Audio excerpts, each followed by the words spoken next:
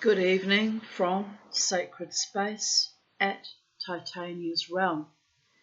The time is 6:01 p.m. on the 28th of June 2025, Saturday. Had a lovely day. It was a beautiful day today.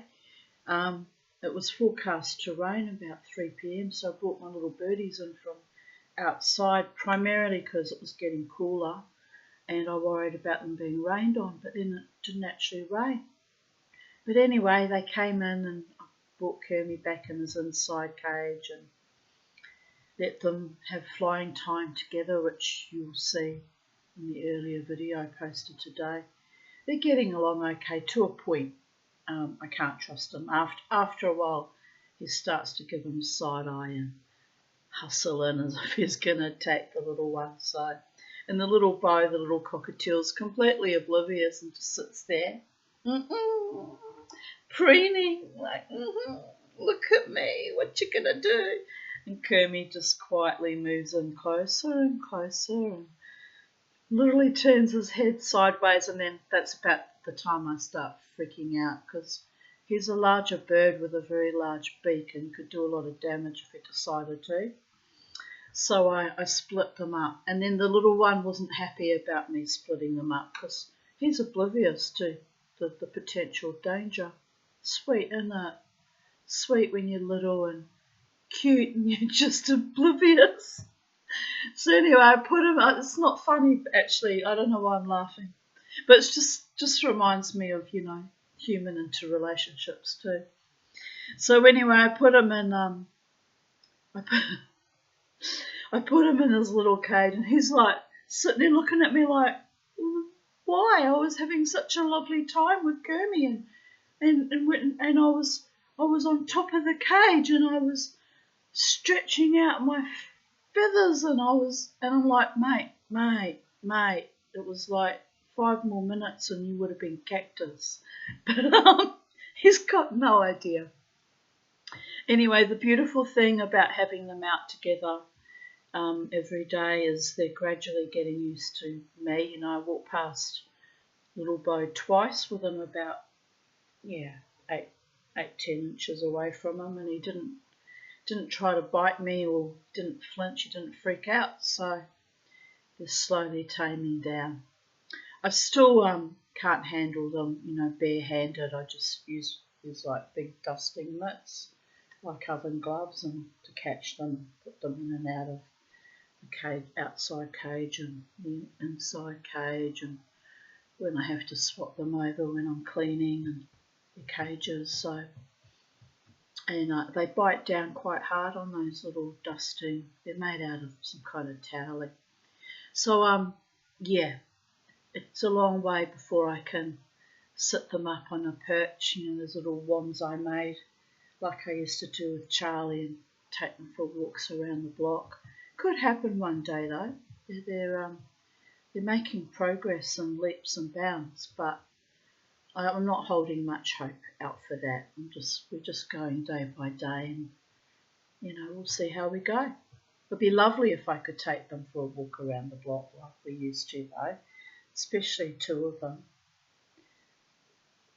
But they'd have to get along because they'd be in very close proximity on the little wands I've made, and they really would kill each other. Be a bit awkward walking around the block and having them decide that they hate each other and killing each other while I'm trying to manage them and get them home safely.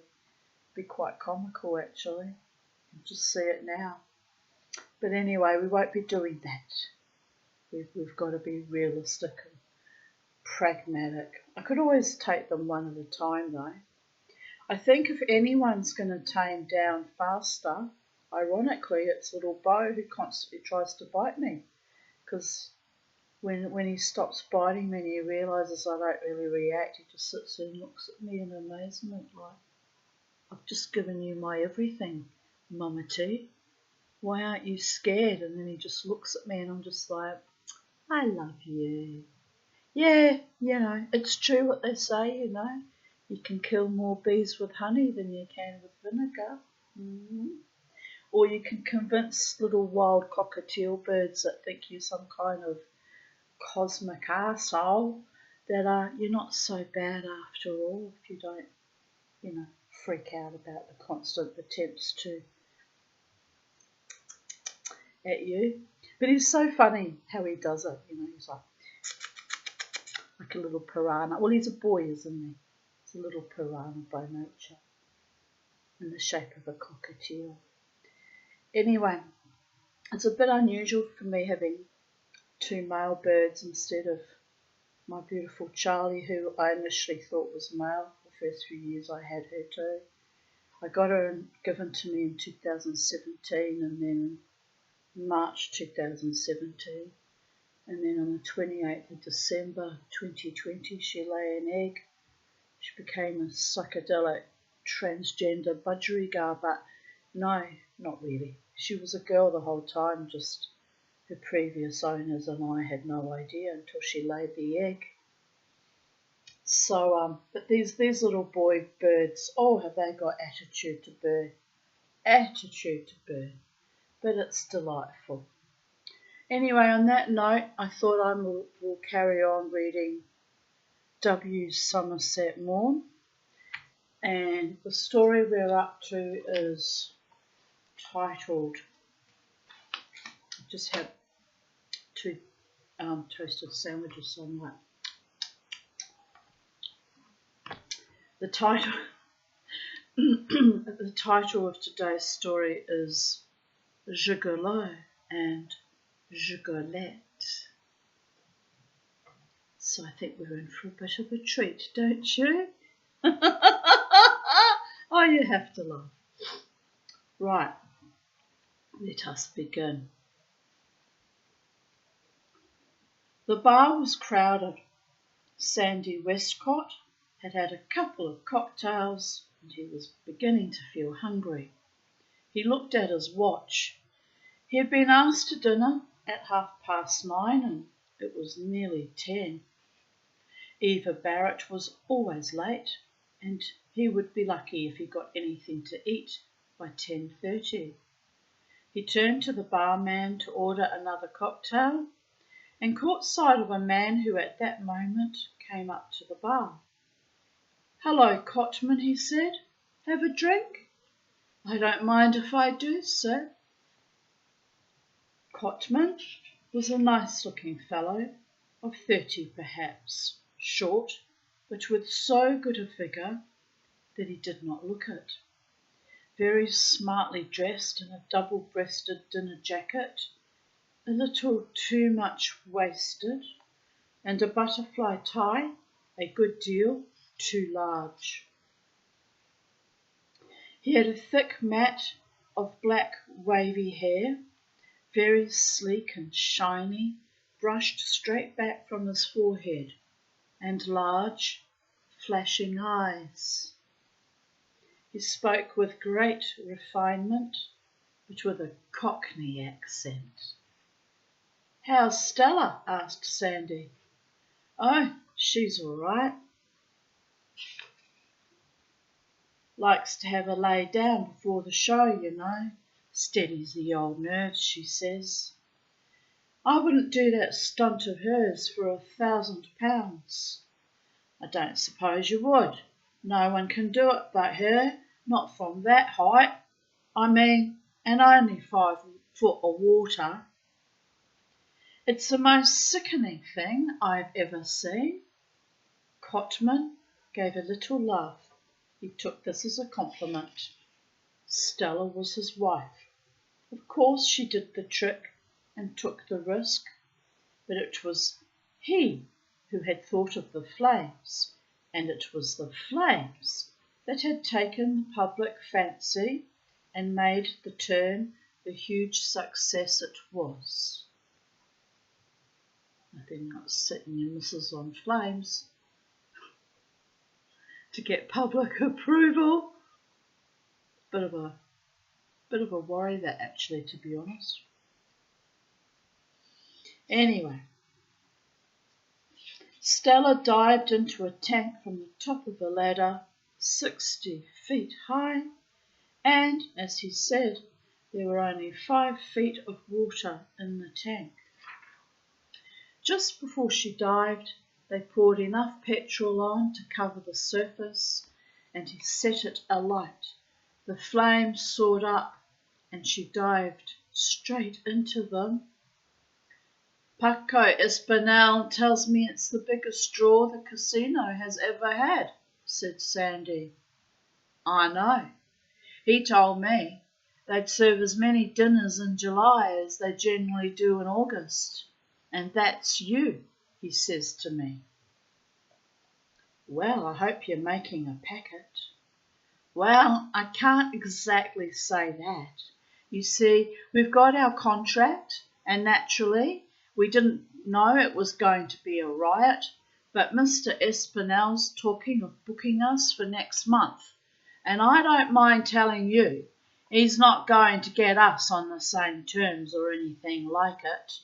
Why, had a letter from an agent only this morning saying they wanted us to go to Deauville. Here are my people, said Sandy. He nodded to Cotman and left him. Eva Barrett sailed in with the rest of her guests. She had gathered them together downstairs. It was a party of 8. I knew you would be here, Sandy, she said. I'm not late, am I? Only half an hour. Ask them what cocktails they want and then we'll dine. While they were standing at the bar, emptying now for nearly everyone had gone down to the terrace for dinner, Paco Espinel passed through and stopped to shake hands with Eva Barrett. Paco Espinel was a young man who had run through his money and now made his living by arranging the turns with which the casino sought to attract visitors. It was his duty to be civil to the rich and great. Mrs. Chelona Barrett was an American widow of vast wealth.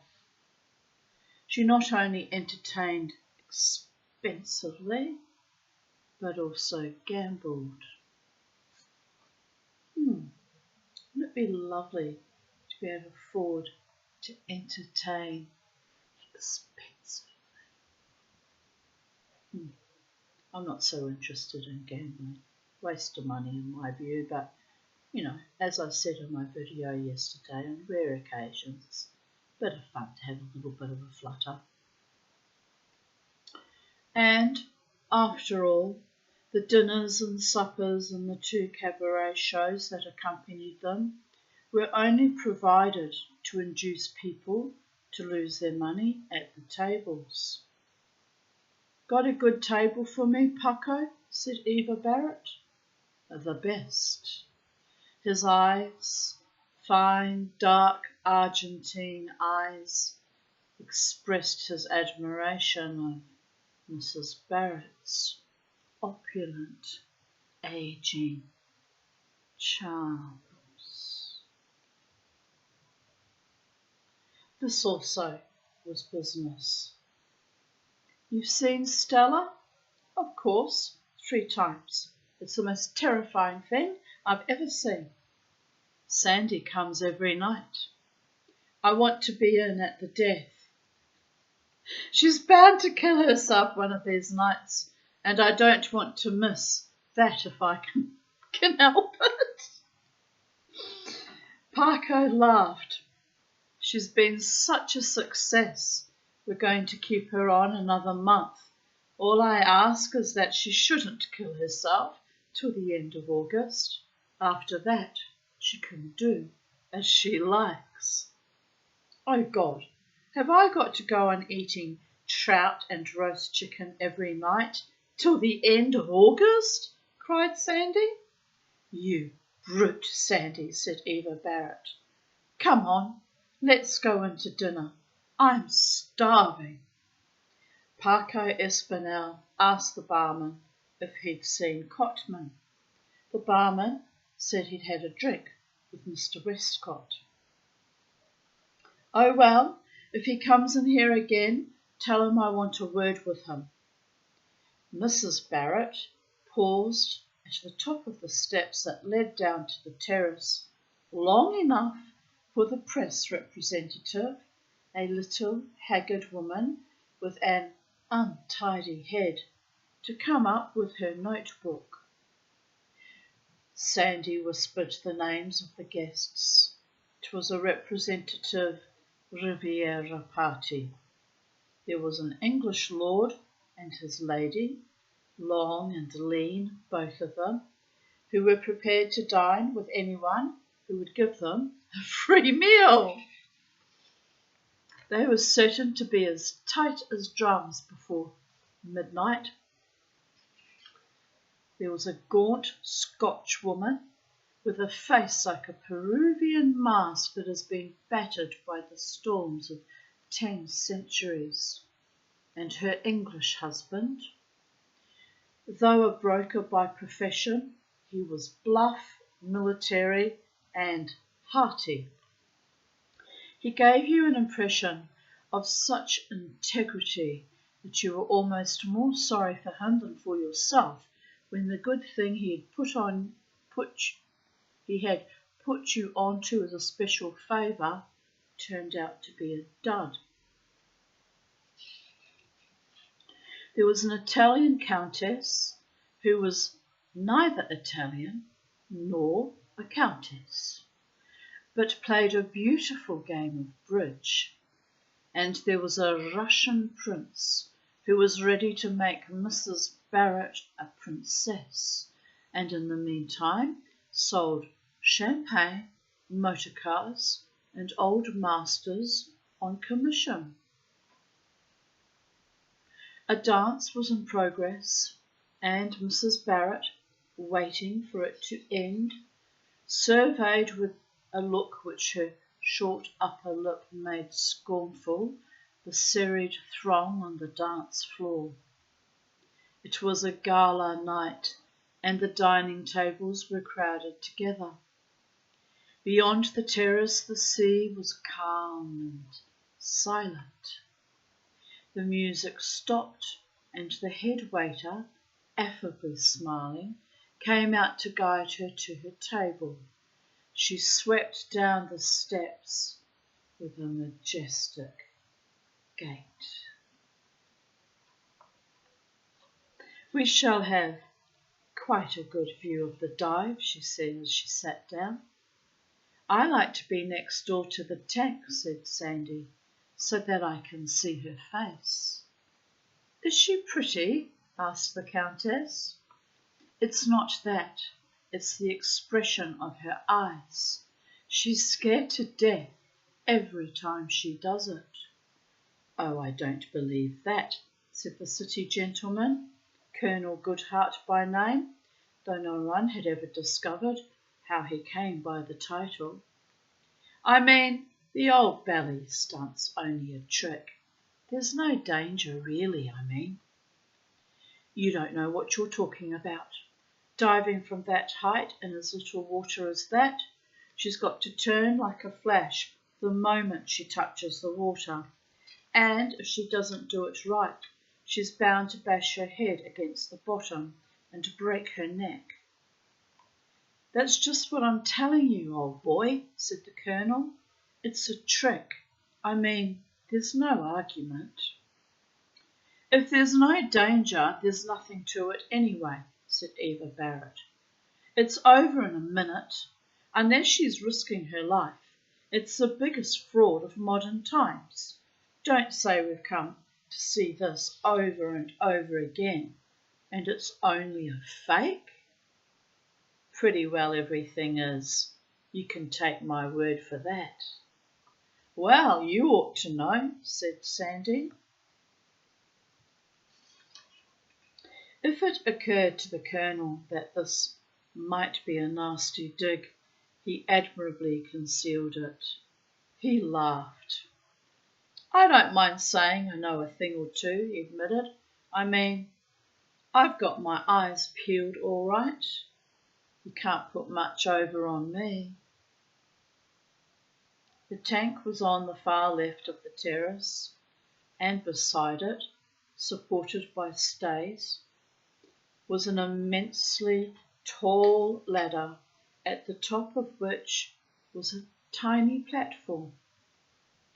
After 2 or 3 dances more, when Eva Barrett's party were eating asparagus, the music stopped and the lights were lowered. A spot was turned on the tank. They mean a spotlight, I think. Cotman was visible in the brilliance. He ascended 6 steps so that he was on a level with the top of the tank. "Ladies and gentlemen," he cried out in a loud, clear voice, "you are now going to see the most marvellous feat of the century. Madame Stella, the greatest diver in the world, is about to dive from a height of 60 feet into a lake of flames 5 foot deep. This is a feat that has never been performed before, and Madame Stella is prepared to give £100 to anyone who will attempt it. Ladies and gentlemen, I have the honour to present Madame Stella." Notice I dropped the Cockney accent. My auntie Sylvia would be like, "Did you learn nothing from me all those years, Tanya?" I've lost it. I used to be able to do it quite remarkably well. Oh, bless. Anyway, a little figure appeared at the top of the steps that led on to the terrace, ran quickly up to the tank, and bowed to the applauding audience. She wore a man's silk dressing gown, and on her head a bathing cap. Her thin face was made up as if for the stage. The Italian countess looked at her through her face a man. "Not pretty," she said. "Good figure," said Eva Barrett. "You'll see." Stella slipped out of her dressing gown and gave it to Cotman. He went down the steps. She stood for a moment and looked at the crowd. They were in darkness, and she could only see vague white faces and white shirt fronts. She was small, beautifully made, with legs long for her body and slim hips.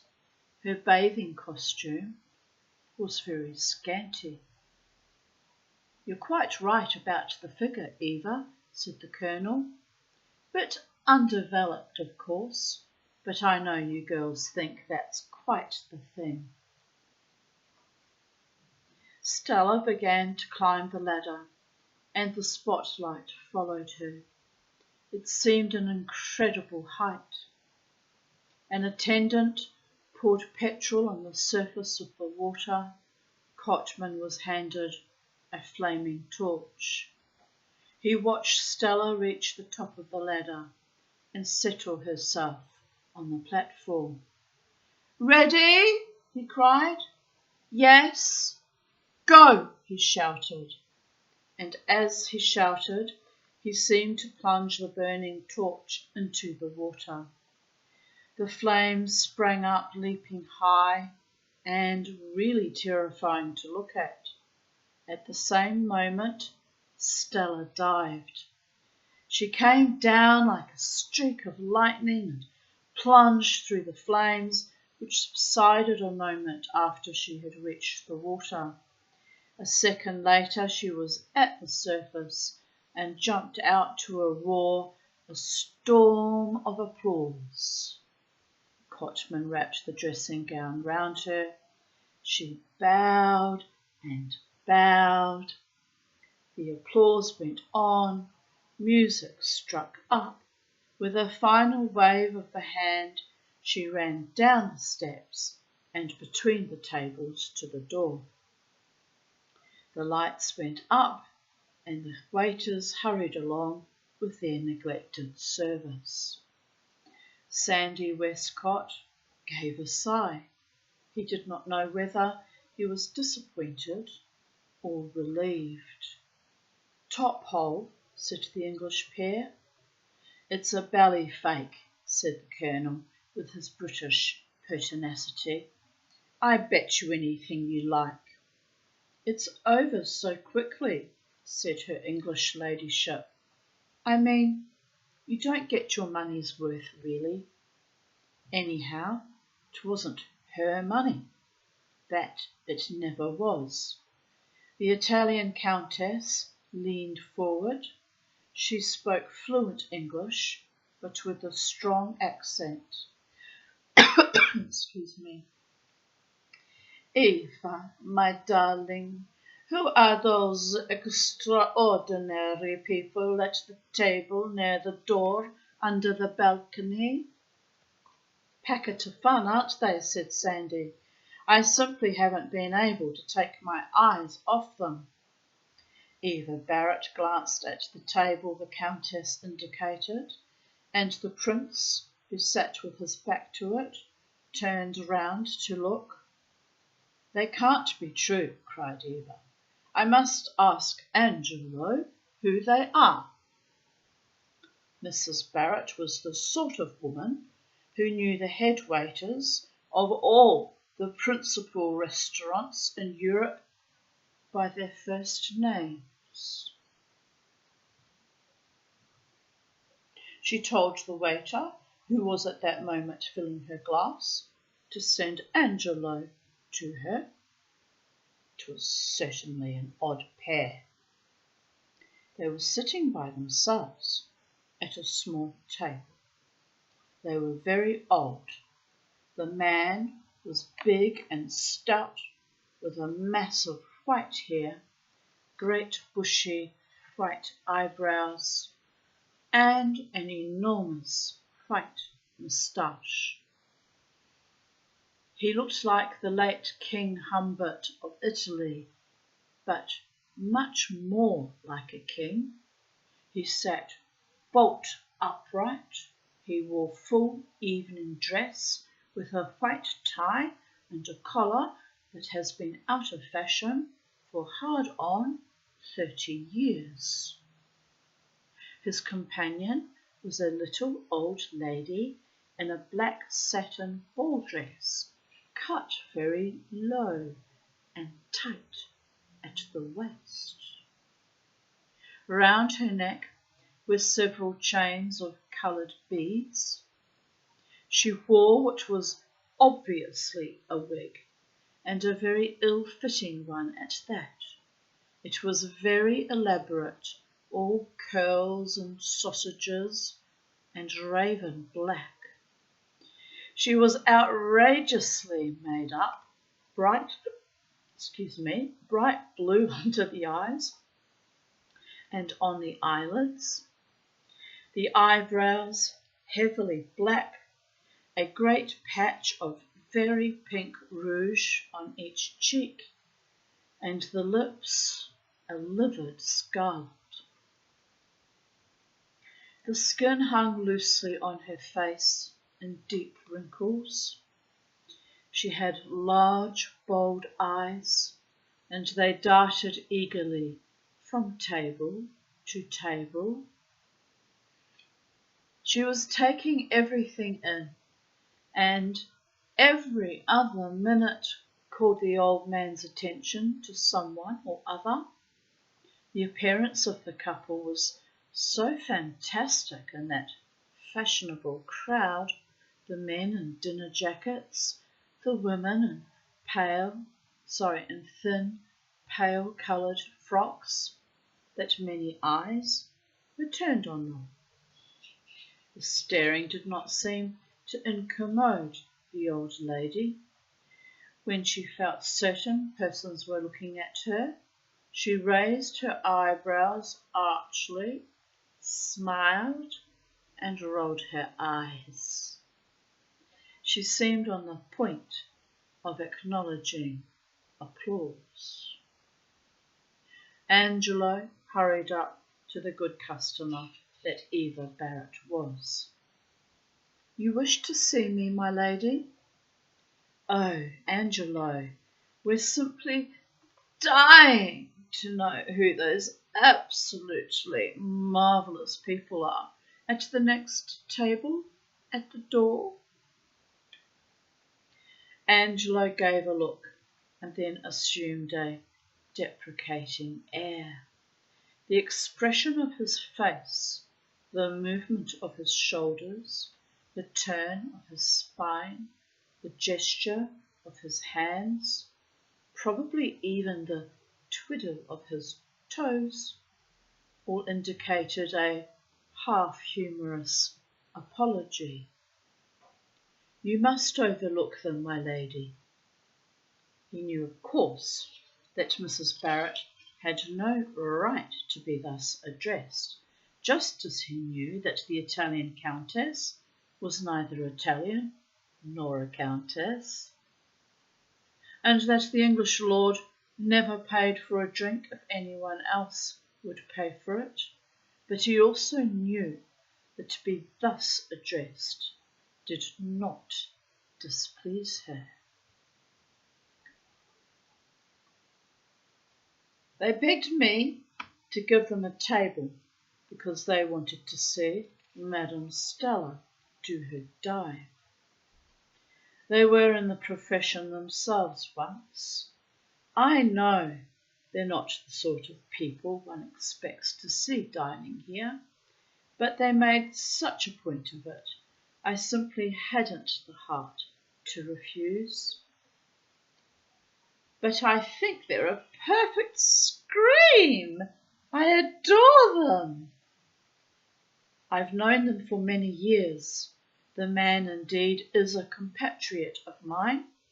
The head waiter gave a condescending little laugh. I told them I'd give them a table on the condition that they didn't dance. I wasn't taking any risks, my lady. Oh, but I should have loved to see them dance. One has to draw a line somewhere, my lady, said Angelo gravely. He smiled, bowed again, and withdrew. Look, cried Sandy, they're going. The funny old couple were paying their bill. The old man got up and put round his wife's neck a large white, but not too clean, feather boa. She rose.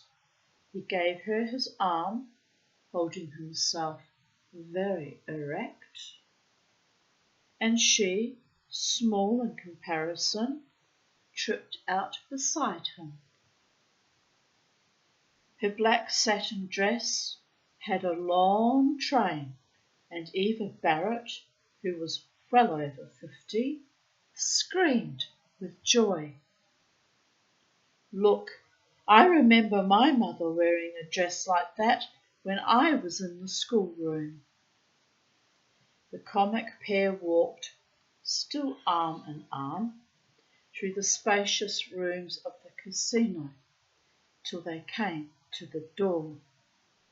I'm laughing because if I could have afforded it, which I can't at the moment, it would be rather a frivolous expense. I want to get a beautiful suit made, like the suit that what was the actress's name in the Titanic? It's popped out of my head.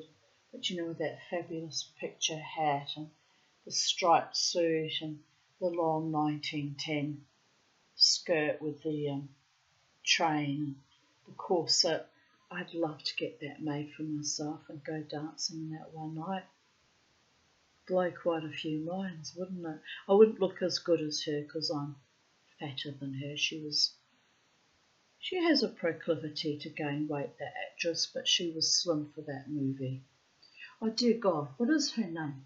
Let it come to me. Leonardo DiCaprio and why have I gone blank? You're all screaming because you all know her name. And I know her name too. But do you think I can think of it now? Oh, and she's one of my favourite actresses too, so it's even more embarrassing.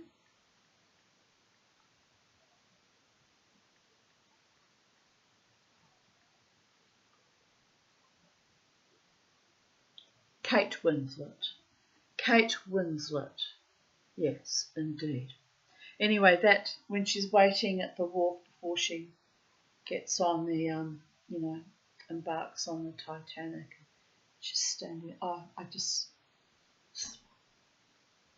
just the look. It's just one of my favourite things. Oh, anyway, I want that outfit.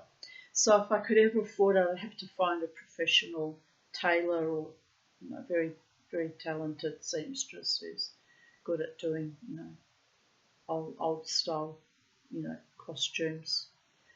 I mean, it wouldn't be a costume; it'd be a properly made properly made outfit, properly made suit, but with the skirt and the jacket. And I might even get them to make a matching corset too. But anyway, that's a fantasy of mine. So I'm kind of laughing how they're all freaking out about them wearing old-fashioned, old-style clothing. Yes, I'm a bit eccentric like that. Anyway, be so good as to direct me to the artistes' dressing rooms. We wish to pay our respects to Madame Stella. The commissionaire gave them a look and summed them up. They were not people with whom it was necessary to be very polite. You won't find her there. She has not gone. I thought she gave a second performance at 2. That's true. They might be in the bar. It won't hurt us just to go and have a look, Carlo, said the old lady. Righto, my love, he answered, with a great roll of the R. In that case, let me do that again. Right-o, my love. Directions, people, directions. They walked slowly up the great stairs and entered the bar. It was empty, but for the deputy barman and a couple sitting in 2 armchairs in the corner. The old lady released her husband's arm and tripped up with outstretched hands. How are you, dear? I felt I just had to come and congratulate you. Being English same as you are, and in the profession myself, it's a grand turn, me dear. It deserves to be a success. She turned to Cotman. And this is your husband? Stella got out of her armchair, and a shy smile broke on her lips as she listened with some confusion to the voluble old lady. Yes, that's Sid. Pleased to meet you, he said. And this is mine, said the old lady, with a little dig of the elbow in the direction of the tall white-haired man. Mr. Panetzi. He's a count, really, and I'm the Countess Panetzi by rights, but when we retired from the profession, we dropped the title. Will you have a drink? Said Cotman. No, you have one with us, said Mrs. Panetzi, sinking into an armchair. Carlo, you order. The barman came, and after some discussion, 3 bottles of beer were ordered. Stella would not have anything. She never has anything till after the second show, explained Cotman. Stella was slight and small, about 26, with light brown hair, cut short and waved, and grey eyes. She had reddened her lips, but wore little rouge on her face. Her skin was pale. She was not very pretty, but she had a neat little face. She wore a very simple evening frock of white silk. The beer was brought, and Mr. Panetzi, evidently not very talkative, took a long swig. "What was your line?" asked Sid Cotman politely. Mrs. Panetzi gave him a rolling glance of her flashing, made-up eyes and turned to her husband. "Tell him who I am, Carlo," she said. "The human cannonball," he announced. Mrs. Panetzi smiled brightly and, with a quick bird-like glance, looked from one to the other. They stared at her in dismay. "Flora," she said, "the human cannonball." She so obviously expected them to be impressed that they did not quite know what to do. Stella gave her Sid a puzzled look. He came to the rescue. "Must have been before our time." "Naturally it was before your time. Why, we retired from the profession definitely the year poor Queen Victoria died. It made quite a sensation when we did too, and you've heard of me, of course." "But you heard of me, of course." She saw the blank look on their faces. Her tone changed a little. "But I was the biggest draw in London, at the old aquarium that was. All the swells came to see me, the Prince of Wales and I don't know who all. I was the talk of the town. Isn't that true, Carlo?" She crowded the aquarium for a year. It was the most spectacular turn they'd ever had there. Why, only a few years ago I went up and introduced myself to Lady Debath, Lily Langtry, you know. She used to live down here. She remembered me perfectly. She told me she'd seen me 10 times. "What did you do?" asked Stella. "I was fired out of a cannon. Believe me, it was a sensation. And after London, I went all over the world with it. Yes, my dear, I am an old woman now, and I won't deny it. 78, Mr. Panetzi is, and I shall never see 70 again. But I've had me portrait on every organ in London. Lady Debath said to me, 'My dear, you was as celebrated as I was, but you know what the public is. Give 'em a good thing and they go mad over it, only they want change. However good it is, they get sick of it, and then they won't go and see it any more.' Just like some motherfucker that wanted to drive me out because of my mosh. They just got bored of me moshing. Oh, smallest violin." Anyway, you have to laugh. Sorry, I couldn't resist throwing that in because it's true. People want change. You'll have to find a new little playmate. Oh, he's found a new little playmate. Wonder what her trick is. We all know, don't we? But anyway, moving right along, my darlings. However good it is, they get sick of it, and then they won't go and see it anymore. So I've just got a spirit going, you Jews are stiff-necked people. It's true. Shut up, whoever that was. That's hilarious. Oh, it's just hilarious. Anyway, it'll happen to you, my dear, same as it happened to me. It comes to all of us. But Mr. Panetzi always had his head screwed on, his shoulders the right way. Been in the business since he was so high. Circus, you know. Ringmaster.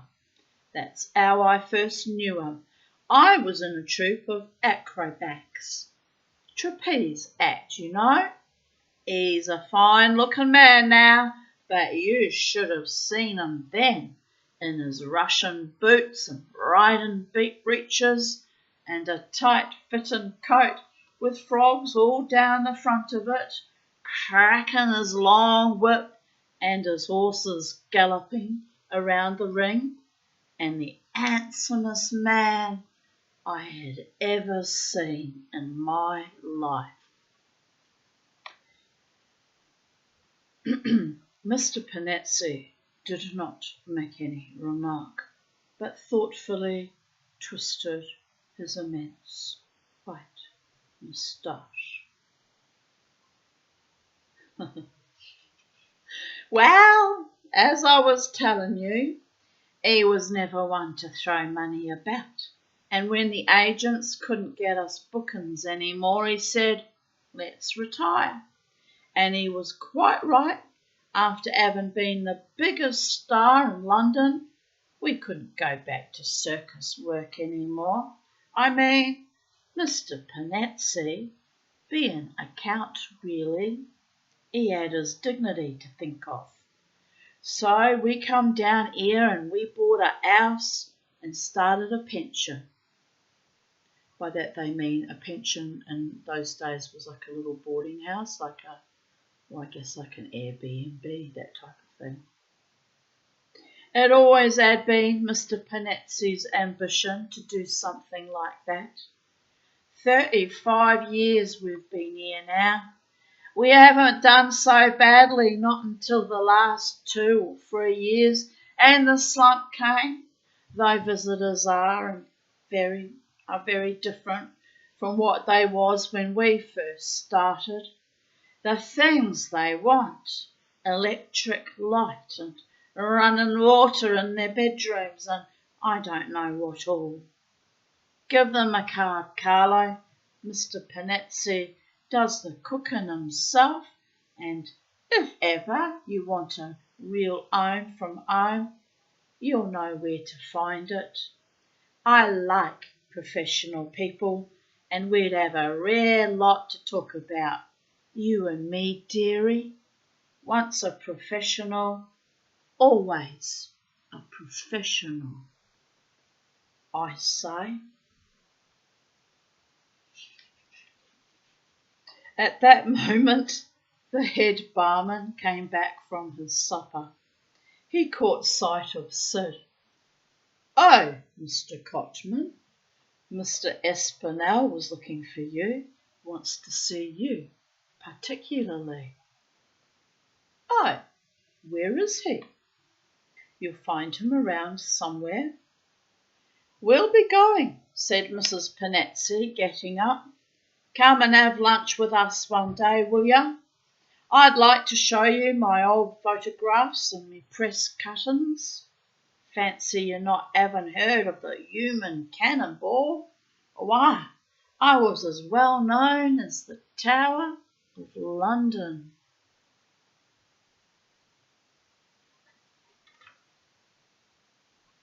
Mrs. Panetzi was not vexed at finding that these young people had never even heard of her. She was simply amused. They bade one another goodbye, and Stella sank back again into her chair. I'll just finish my beer, said Sid, and then I'll go and see what Paco wants. Will you stay here, Ducky, or would you like to go to your dressing room? Stella's hands were tightly clenched. She did not answer. Sid gave her a look and then quickly glanced away. Perfect riot, that old girl, he went on in his hearty way. Real figure of fun. I suppose it's true what she said. It's difficult to believe, I must say. Fancy her drawing all London, what, 40 years ago? And the funny thing is, her thinking anybody remembered. Seemed as though she simply couldn't understand us not having heard of her even. He gave Stella another glance, from the corner of his eye so that she should not see he was looking at her, and he saw she was crying. He faltered. The tears were rolling down her pale face. She made no sound. "What's the matter, darling?" "Sid, I can't do it again tonight," she sobbed. "Why on earth not?" "I'm afraid." He took her hand. "I know you better than that," he said. "You're the bravest little woman in the world. Have a brandy, that'll pull you together." "No, that'll only make it worse." "You can't disappoint your public like that." "That filthy public.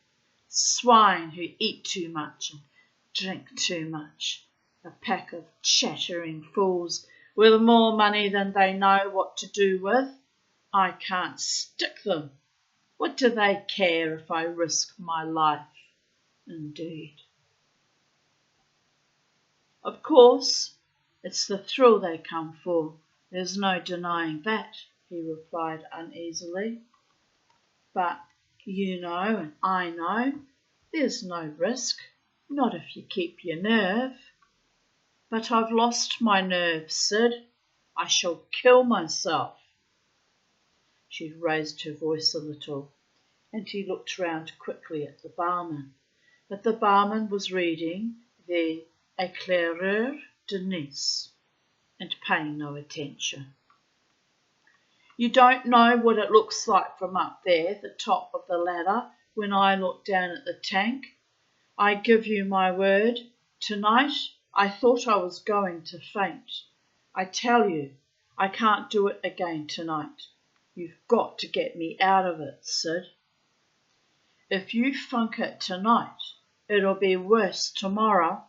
"No, it won't. It's having to do it twice kills me. The long wait and all that. You go and see Mr. Espinel and tell him I can't give 2 shows a night. It's more than my nerves'll stand." "He'll never stand for that. The whole supper trade depends on you. It's only to see you they come in then at all." "I can't help it. I tell you, I can't go on." He was silent for a moment. The tears still streamed down her pale little face, and he saw that she was quickly losing control of herself. He had felt for some days that something was up, and he had been anxious. He had tried not to give her an opportunity to talk. He knew obscurely that it was better for her not to put into words what she felt, but he had been worried, for he loved her. "Anyhow, Espinel wants to see me," he said. "What about?" "I don't know. I'll tell him you can't give the show more than once a night and see what he says." "Will you wait here?" "No, I'll go along to the dressing room." 10 minutes later he found her there. He was in great spirits and his step was jaunty. He burst open the door. "I've got grand news for you, honey. They're keeping us on next month at twice the money." He sprang forward to take her in his arms and kiss her, but she pushed him away. "Have I got to go on again tonight?" "I'm afraid you must. I tried to make it only 1 show a night, but he wouldn't hear of it. He says it's quite essential you should do the supper turn, and after all, for double the money, it's worth it." She flung herself down on the floor, and this time burst into a storm of tears. "I can't, Sid. I can't. I shall kill myself." He sat down on the floor and raised her head and took her in his arms and petted her. "Buck up, darling. You can't refuse a sum like that. Why, it'll keep us all the winter. We shan't have to do a thing. After all, There are only 4 more days to the end of July, and then it's only August. No, no, no. I'm frightened. I don't want to die. Sid, I love you. I know you do, darling, and I love you. Why, since we married, I've never looked at another woman. We've never had money like this before, and we shall never get it again. You know what these things are. We're a riot now, but we can't expect it to go on forever. We've got to strike while the iron's hot. Do you want me to die, Sid? Don't talk so silly. Why, where should I be without you? You mustn't give way like this. You've got your self-respect to think of. You're famous all over the world. Like the human cannonball was, she cried with a laugh of fury. That damned old woman, he thought. He knew that was the last straw. Bad luck, Stella taking it like that. That was an eye-opener to me, she went on. What do they come and see me over and over again for? On the chance they'll see me kill myself. And a week after I'm dead, they'll have forgotten even my name. That's what the public is. When I looked at that painted old hag, I saw it all. Oh, Sid, I'm so miserable. She threw her arms round his neck and pressed her face to his. Sid, it's no good. I can't do it again. Tonight, do you mean? If you really feel like that about it, I'll tell Espinel you've had a fainting fit. I dare say it'll be all right, just for once. I don't mean tonight. I mean never. She felt him stiffen a little. Sid, dear, don't think I'm being silly. It's not just today. It's been growing on me. I can't sleep at night thinking of it, and when I do drop off, I see myself standing at the top of the ladder and looking down. Tonight I could hardly get it up. I was trembling so. And when you lit the flames and said, "Go," something seemed to be holding me back. I didn't even know I'd jumped. My mind was a blank till I found myself on the platform and heard them clapping. Sid, if you loved me, you wouldn't want me to go through such torture. He sighed. His own eyes were wet with tears, for he loved her devotedly. You know what it means, he said, the old life, marathons and all. Anything's better than this. The old life. They both remembered it. Sid had been a dancing gigolo since he was 18. He was very good looking in his dark Spanish way, full of life. Old women and middle-aged women were glad to pay to dance with him, and he was never out of work. He had drifted from England to the continent, and there he had stayed, going from hotel to hotel, to the Riviera in the winter, to watering places in France in the summer. It wasn't a bad life they led. There were generally 2 or 3 of them together, the men, and they shared a room in cheap lodgings. They didn't have to get up till late, and they only dressed in time to go to the hotel at 12 to dance with stout women who wanted to get their weight down. Then they were free till 5, when they went to the hotel again and sat at a table, the 3 of them together, keeping a sharp eye open for anyone who looked a likely client. They had their regular customers. At night they went to the restaurant, and the house provided them with quite a decent meal. Between the courses they danced. It was good money. They generally got 50 or 100 francs from anyone they danced with. Sometimes a rich woman, after dancing a good deal with one of them for 2 or 3 nights, would give him as much as 1,000 francs. Sometimes a middle-aged woman would ask one to spend a night with her, and he would get 250 francs for that. There was always the chance of a silly old fool losing her head, and then there were platinum and sapphire rings, cigarette cases, clothes, and a wristwatch to be got. One of Sid's friends had married one of them, who was old enough to be his mother, but she gave him a car and money to gamble with, and they lived in a beautiful villa at Biarritz.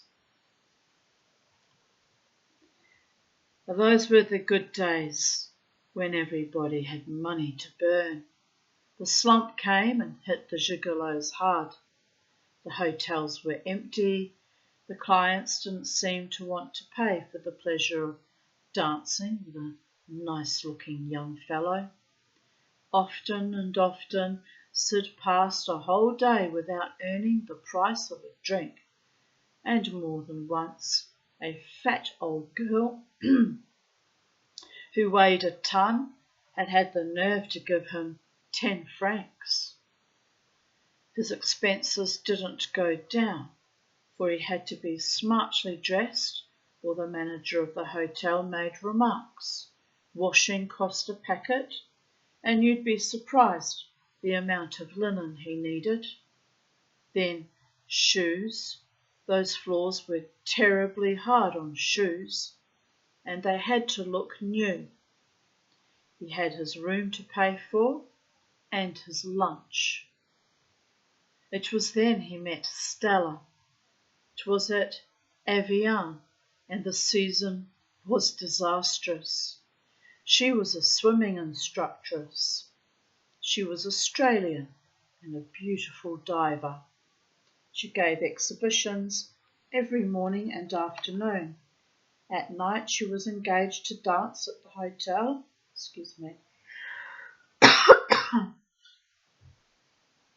They dined together at a little table in the restaurant apart from the guests. And when the band began to play, they danced together to induce the customers to come on to the floor. But often no one followed them, and they danced by themselves. Story of my life. Never bothered me to dance by myself though. People were too boring and staid and NPC to get up and dance with me. It's not my monkey, not my circus. I entertain myself as much as anyone else by doing my own thing. Neither of them got anything much in the way of paying partners. They fell in love with one another, and at the end of the season got married.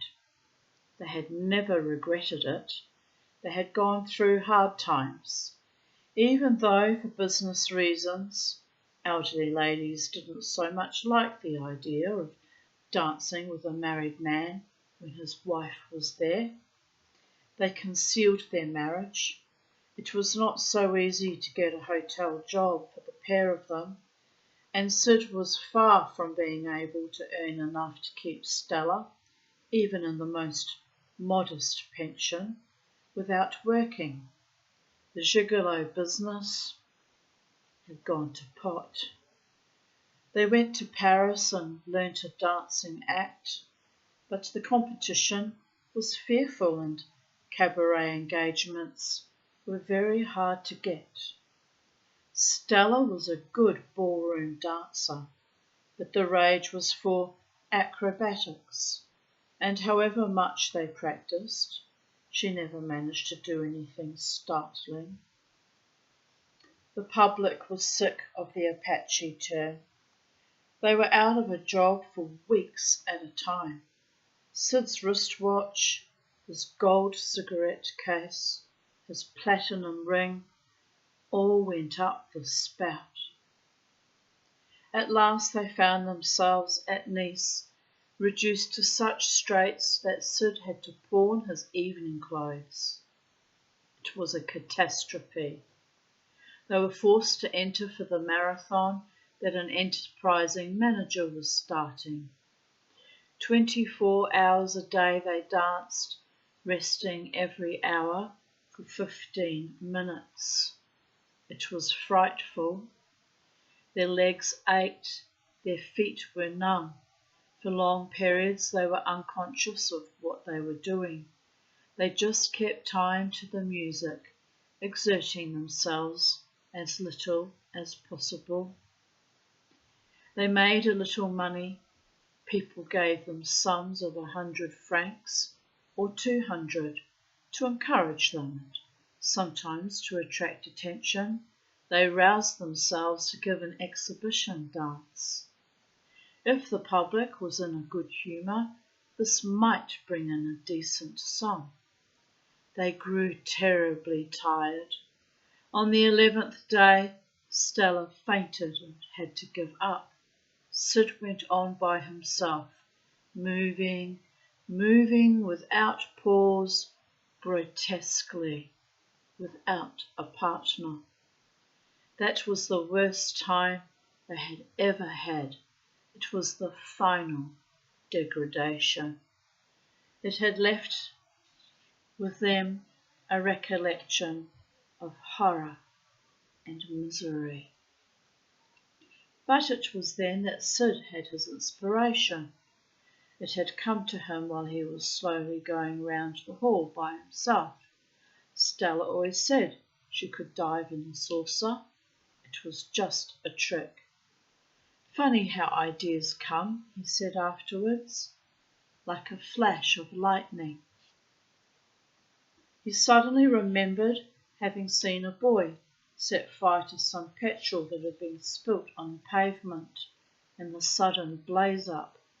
But of course it was the flames on the water and the spectacular dive into them that had caught the public fancy. He stopped dancing there and then. He was too excited to go on. He talked it over with Stella and she was enthusiastic. He wrote to an agent who was a friend of his. Everyone liked Sid. He was a nice little man, and the agent put up the money for the apparatus. He got them an engagement at a circus in Paris, and the turn was a success. They were made. Engagements followed here and there. Sid bought himself an entire outfit of new clothes, and the climax came when they got a booking for the summer casino on the coast. It was no exaggeration of Sid's when he said that Stella was a riot. "All our troubles are over, old girl," he said fondly. "We can put a bit by now for a rainy day, and when the public's sick of this, I'll just think of something else." And now, without warning, at the top of their boom, Stella wanted to chuck it. He didn't know what to say to her. It broke his heart to see her so unhappy. He loved her more now even than when he had married her. He loved her because of all they'd gone through together. After all, for 5 days once, they had had nothing to eat but a hunk of bread each and a glass of milk, and he loved her because she'd taken him out of all that.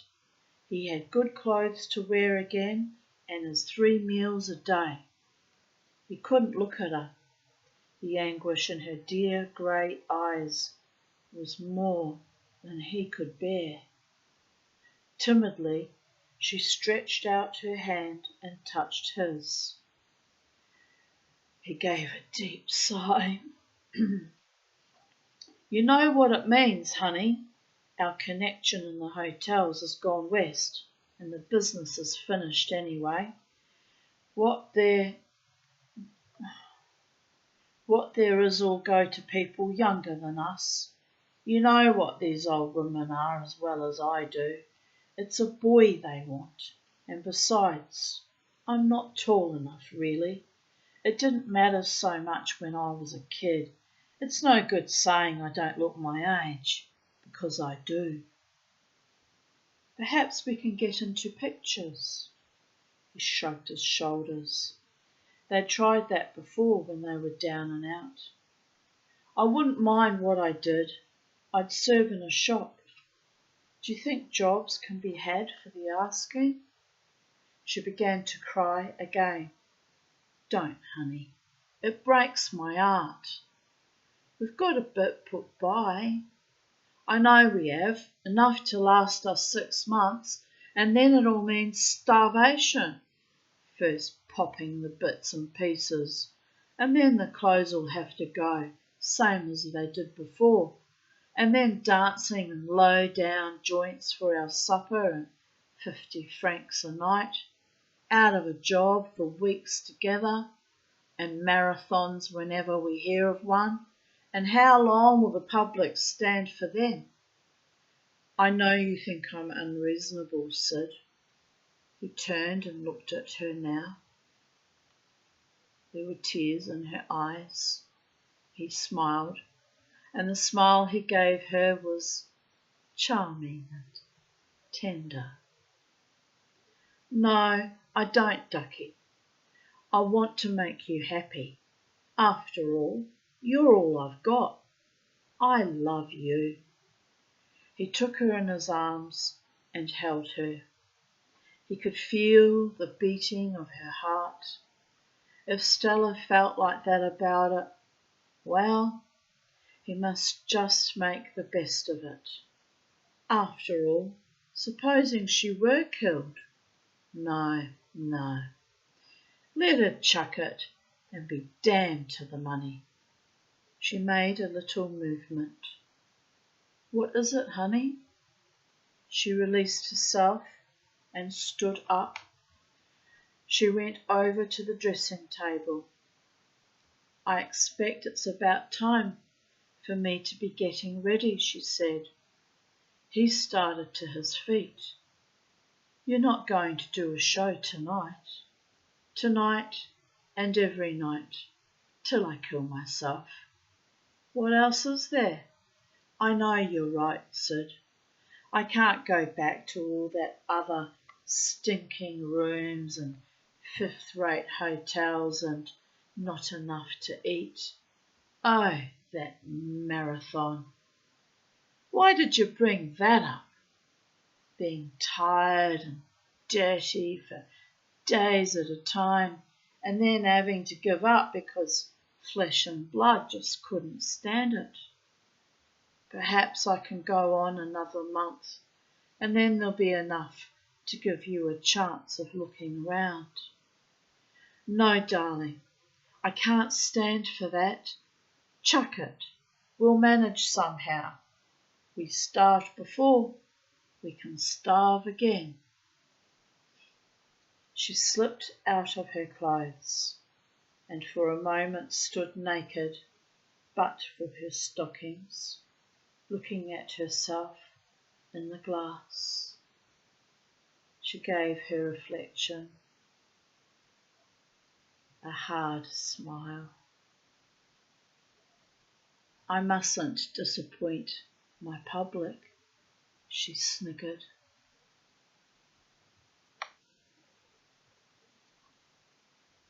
The end. Right, let me just see. I'm a bit tired, but if it's a very short story, the next one I'll continue, but okay, it's only a few pages long. Alright, we'll carry on. The next story is titled The Voice of the Turtle. For some time I could not make up my mind if I liked Peter Melrose or not. He had had a novel published that had caused some stir among the rather dreary but worthy people, who were always on the lookout for new talent. Elderly gentlemen with nothing much to do but go to luncheon parties praised it with girlish enthusiasm, and wiry little women who didn't get on with their husbands thought it showed promise. Pardon me. I read a few reviews. They contradicted one another freely. Some of the critics claimed that with this first novel, the author had sprung into the front rank of English novelists. Others reviled it. I did not read it. I have learnt by experience that when a book becomes a sensation, it is just as well to wait a year before you read it. It is astonishing how many books that you need not read at all. But it chanced that one day I met Peter Melrose. With some misgiving, I had accepted an invitation to a sherry party. It was in the top flat of a converted house in Bloomsbury, and I was a trifle out of breath when I had climbed 4 flights of stairs. My hostesses were 2 women, much over life size, in early middle life, the sort of women who know all about the insides of motor cars and, like a good tramp in the rain, but very feminine for all that, fond of eating out of paper bags. Makes them sound like pigs in a feed barn, the way I describe that. So I just find it amusing somehow, I don't know why. I've got a bit of a dark sense of humour at times.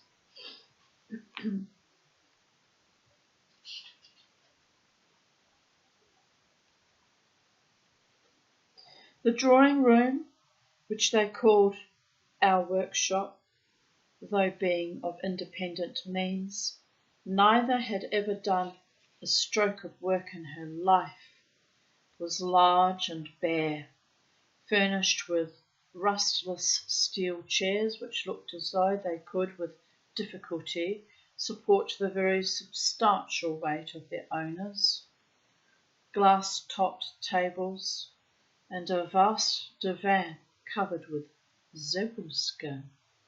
Oh, that sounds really lovely. I'm very fond of zebras. I've got a porcelain zebra that used to belong to my mother that I keep at my outside my front door. Always loved zebras. On the walls were bookshelves and pictures by the better known English imitators of Cézanne, Braque and Picasso. In the shelves, beside a number of curious books of the 18th century, for pornography is ageless, there were only the works of living authors, mostly first editions, and it was indeed to sign some of my own that I had been asked to the party. It was quite small. There was but one other woman, who might have been a younger sister of my hostess's, for, though stout, she was not quite so stout, though tall, not quite so tall, and though hearty, not quite so hearty. I did not catch her name, but she answered to that of Bouffles. The only man... I kind of have to laugh. The only man besides myself was Peter Melrose. He was quite young, 22 or 23, of the middle height, but with an ungainly figure that made him look squat. He had a reddish skin that seemed to fit over the bones of his face too tightly, a rather large Semitic nose, though he was not a Jew, and alert green eyes under bushy eyebrows. His brown hair, cut very short, was scurfy. He was dressed in the brown Norfolk jacket and grey flannel trousers that are worn by the art students who wander hatless along King's Road.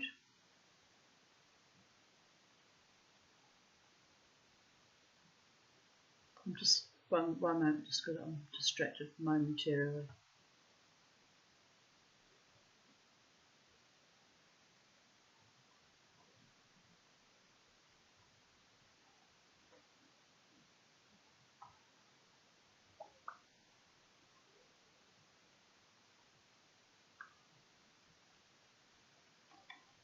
Right, where was I?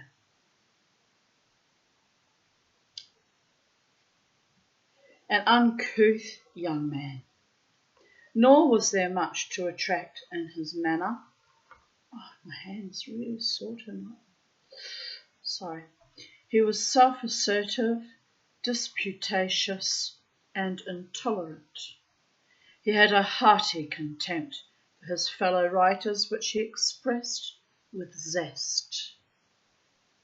The satisfaction he gave me by his breezy attacks on reputations which, for my part, I considered exaggerated, but prudently held my tongue about, was only lessened by the conviction that no sooner was my back turned than he would tear my own to shreds. He talked well, he was amusing and sometimes witty. I should have laughed at his sallies more easily if those three ladies had not been so unreasonably convulsed by them. They roared with laughter at what he said, whether it was funny or whether it was inapt. He said many silly things, for he talked without stopping, but he also said some very clever ones. He had a point of view, crude and not so original as he thought, but sincere. But the most striking thing about him was his eager, impetuous vitality. It was like a hot flame that burnt him with an unendurable fury. It even shed a glow on those about him. He had something, if only that, and when I left it was with a slight sense of curiosity at what would come of him. I did not know if he had talent. So many young things can write a clever novel. That means nothing. But it seemed to me that as a man he was not quite like everybody else. He was the sort of person who at 30, when time had softened his asperity and experience had taught him that he was not quite so intelligent as he thought, would turn into an interesting and agreeable fellow. But I never expected to see him again. It was with surprise that I received, 2 or 3 days later, a copy of his novel with a very flattering dedication. I read it. It was obviously autobiographical. The scene was a small town in Sussex, and the characters of the upper middle class that strives to keep up appearances on an inadequate income.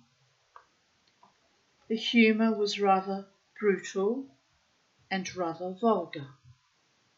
It grated on me, for it consisted chiefly of mockery at people because they were old and poor. Peter Melrose did not know how hard those misfortunes are to bear, and that the efforts made to cope with them are more deserving of sympathy than of derision. But there were descriptions of places, little pictures of a room or impressions of the countryside, which were excellently done. They showed tenderness and a sense of the spiritual beauty of material things. The book was written easily, without affectation, and with a pleasant feeling for the sound of words. But what made it indeed somewhat remarkable, so that I understood why it had attracted attention, was the passion that quivered in the love story of which the plot, such as it was, consisted.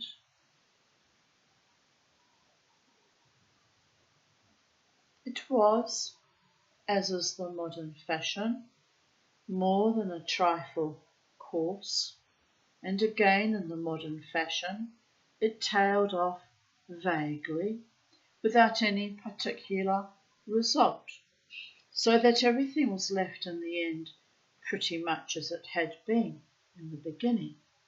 But you did get the impression of young love, idealistic and yet vehemently sexual.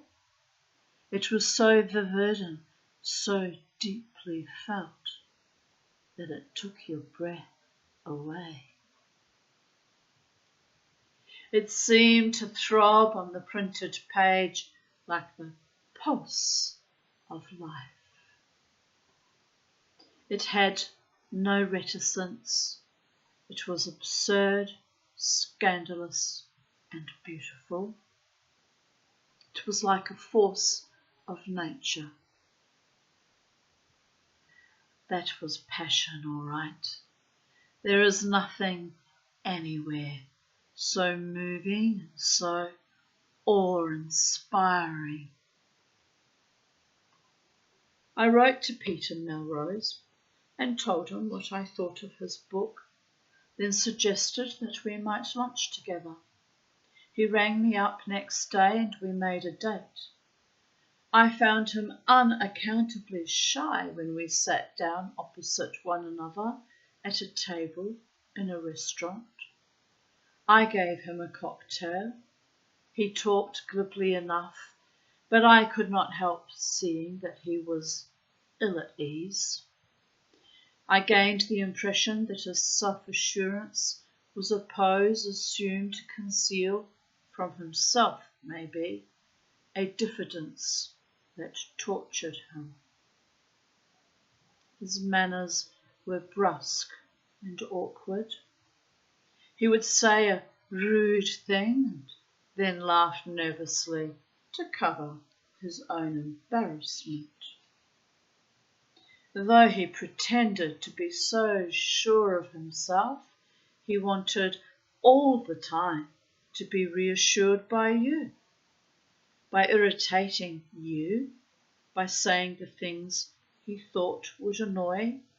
He tried to force from you some admission, tacit it might be, that he was as wonderful as he longed to think himself a typical covert narcissist. Vile they are, vile.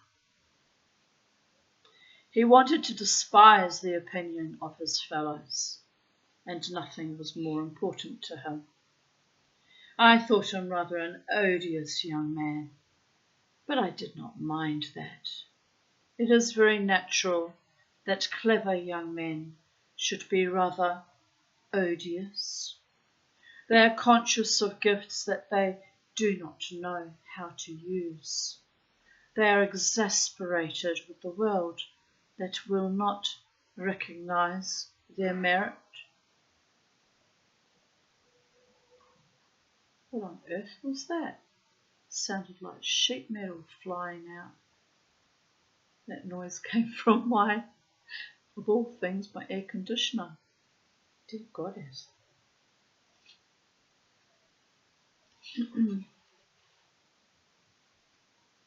Completely lost my spot. That gave me such a fright. Well, frowning at it won't change anything, will it?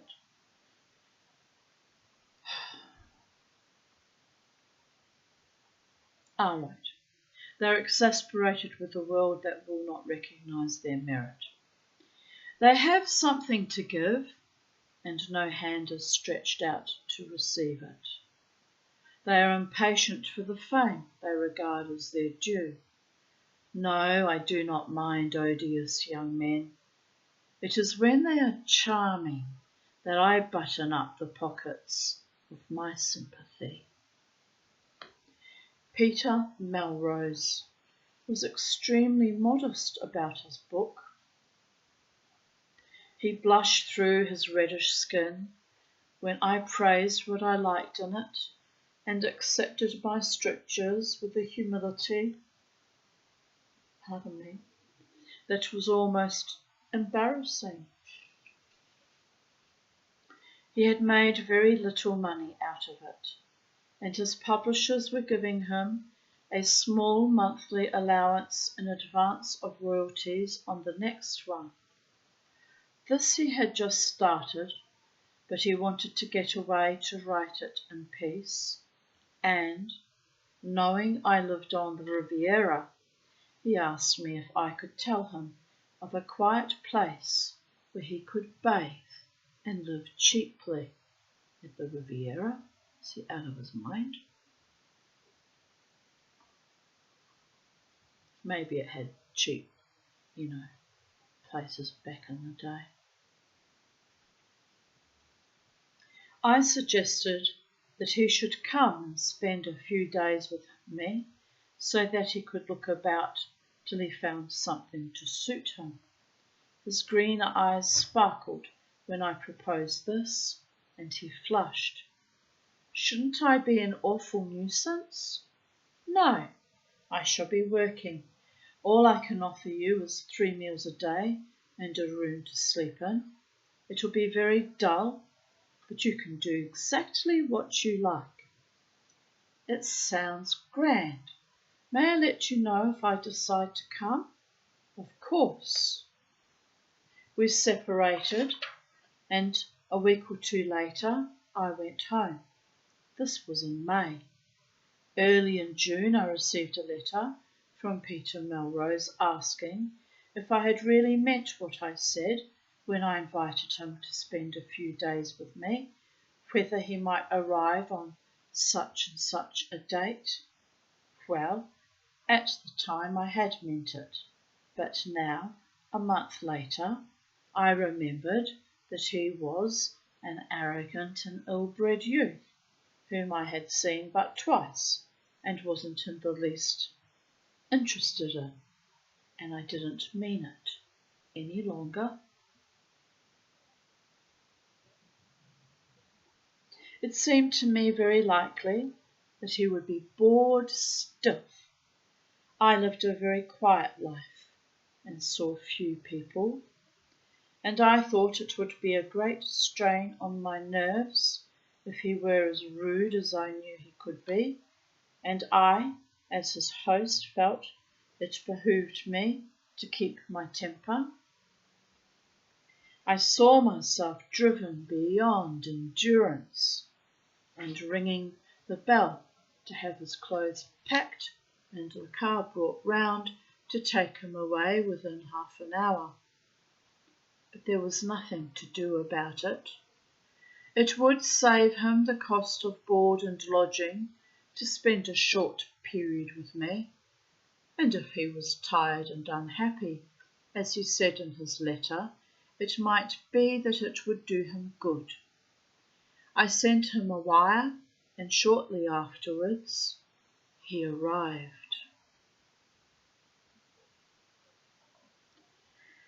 He looked very hot and grubby in his grey flannel trousers and brown tweed coat when I met him at the station. But after a swim in the pool, he changed into white shorts and a crochet shirt. He looked then quite absurdly young. He had never been out of England before. He was excited. It was touching to see his delight. He seemed, amid those unaccustomed surroundings, to lose his sense of himself, and he was simple, boyish, and modest. I was agreeably surprised. In the evening after dinner, sitting in the garden, with only the croaking of the little green frogs to break the silence, he began talking to me of his novel. It was a romantic story about a young writer and a celebrated prima donna. The theme was reminiscent of Ouida, the last thing I should have expected this hard-boiled youth to write, and I was tickled. It was odd how the fashion completed the circle and returned generation after generation to the same themes. I had no doubt that Peter Melrose would treat it in a very modern way, but there it was, the same old story as had entranced sentimental readers in the 3-volume novels of the 80s. He proposed to set it in the beginning of the Edwardian era, which to the young has already acquired the fantastic, faraway feeling of a past age. He talked and talked. He was not unpleasant to listen to. He had no notion that he was putting into fiction his own daydreams, the comic and touching daydreams of a rather unattractive, obscure young man who sees himself beloved, to the admiration of the whole world, by an incredibly beautiful, celebrated, and magnificent woman. I always enjoyed the novels of Ouida, and Peter's idea did not at all displease me. With his charming gift of description, his vivid, ingenuous way of looking at material things, fabrics, pieces of furniture, walls, trees, flowers, and his power of representing the passion of life, the passion of love that thrilled every fibre of his own uncouth body. I had a notion that he might well produce something exuberant, absurd, and poetical. But I asked him a question. Have you ever known a prima donna? No, but I've read all the autobiographies and memoirs that I could find. I've gone into it pretty thoroughly. Not only the obvious things, you know, but I've hunted around in all sorts of byways to get the revealing touch or the suggestive anecdote. And have you got what you wanted? I think so. He began to describe his heroine to me. She was young and beautiful, wilful, it is true, and with a quick temper, but magnanimous. A woman on the grand scale. Music was her passion.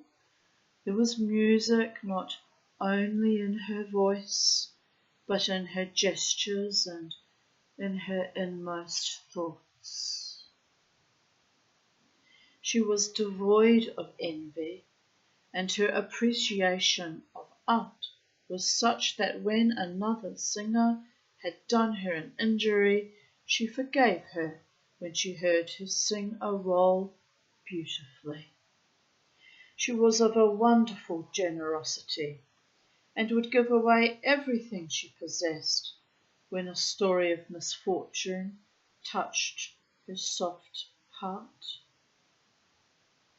She was a great lover, prepared to sacrifice the world for the man she loved. She was intelligent and well-read. She was tender and unselfish and disinterested. In fact, she was much too good to be true. I think you'd better meet a prima donna, I said at last. How can I? Have you ever heard of La Falterona? Of course I have. I've read her memoirs. She lives just along the coast. I'll ring her up and ask her to dinner. Will you really? It would be wonderful. Don't blame me if you don't find her quite what you expect. It's the truth I want. Everyone has heard of La Falterona. Not even Melba had a greater reputation. She had ceased now to sing an opera, but her voice was still lovely, and she could fill a concert hall in any part of the world. She went for long tours every winter, and in summer rested in a villa by the sea. On the Riviera, people are neighbours if they live 30 miles from one another, and for some years I had seen a good deal of La Falterona. She was a woman of ardent temperament, and she was celebrated not only for her singing, but for her love affairs. She never minded talking about them, and I often sat entranced for hours, while, with the humour which to me was her most astonishing characteristic, she regaled me with lurid tales of royal or very opulent adorers. I was satisfied that there was at least a measure of truth in them. She had been married for short periods, 3 or 4 times, and in one of these unions had annexed a Neapolitan prince. Thinking that had to be known as La Falterona was grander than any title, thinking that to be known as La Falterona was grander than any title, she did not use his name, to which indeed she had no right, since after divorcing him she had married somebody else. But her silver, her cutlery, and her dinner service were heavily decorated with a coat of arms and a crown, and her servants invariably addressed her as Madame la Princesse. She claimed to be a Hungarian, but her English was perfect. She spoke it with a slight accent when she remembered, but with an intonation suggestive, I had been told, of Kansas City.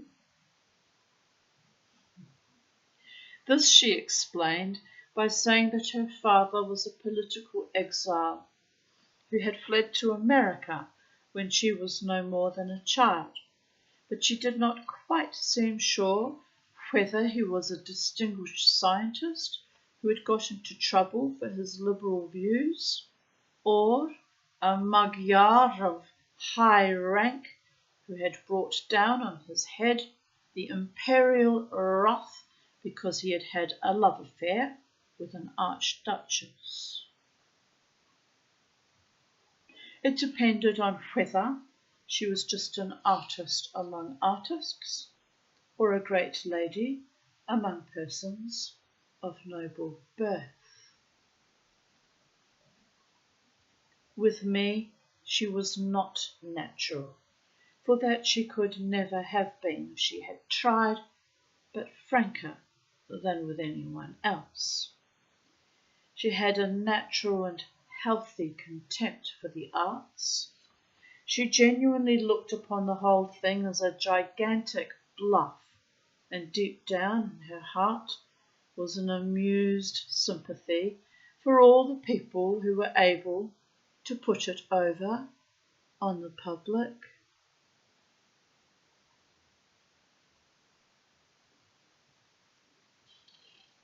I will admit that I looked forward to the encounter between Peter Melrose and La Falterona with a good deal of sardonic amusement. She liked coming to dine with me because she knew the food was good. It was the only meal she ate in the day, for she took great care of her figure, but she liked that one to be succulent and ample. I asked her to come at 9, knowing that was the earliest hour she dreamt of eating, and ordered dinner for past. She turned up at 9:45. She was dressed in apple green satin, cut very low in front, with no back at all, and she wore a string of huge pearls, a number of expensive-looking rings, and on her left arm diamond and emerald bracelets from the wrist to the elbow. 2 or 3 of them were certainly real. On her raven black hair was a thin circlet of diamonds.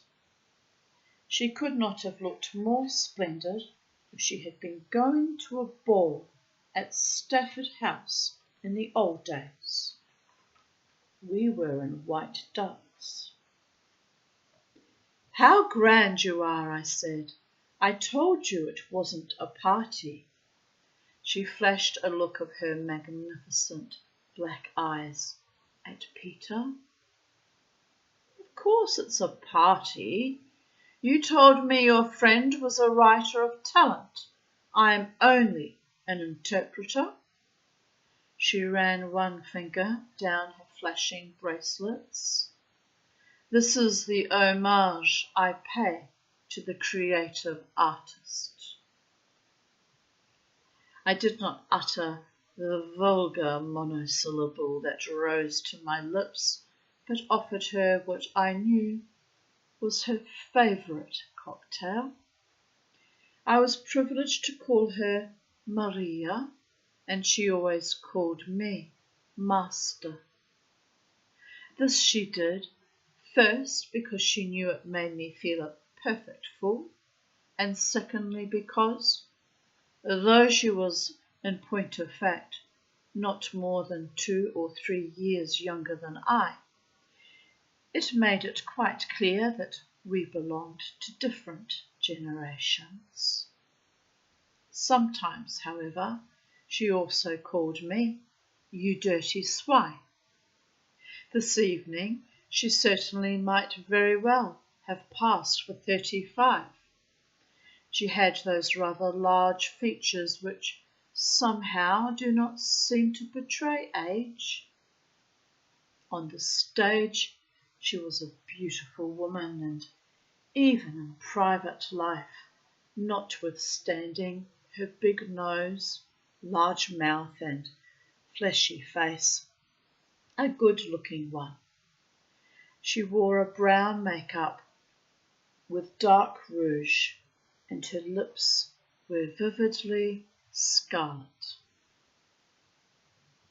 She looked very Spanish, and, I suspected, felt it, for her accent at the beginning of dinner was quite civilian. I wanted her to talk so that Peter should get his money's worth, and I knew there was but one subject in the world that she could talk about.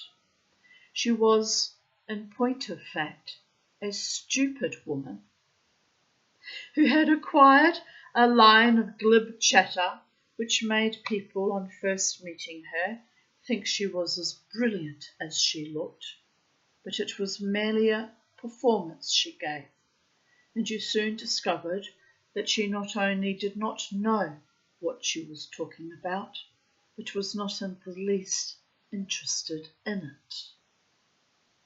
I do not think she had ever read a book in her life. Her knowledge of what was going on in the world was confined to what she was able to gather by looking at the pictures in the illustrated press. Her passion for music was complete bunkum. Once, at a concert to which I went with her, she slept all through the Fifth Symphony, and I was charmed to hear her during the interval telling people that Beethoven stirred her so much that she hesitated to come and hear him, for with those glorious themes singing through her head, it meant that she shouldn't sleep a wink all night.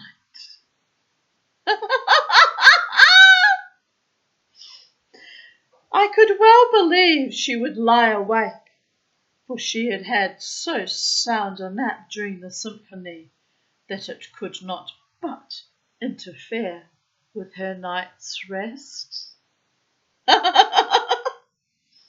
But there was one subject in which her interest never failed. She pursued it with indefatigable energy. No obstacle prevented her from returning to it.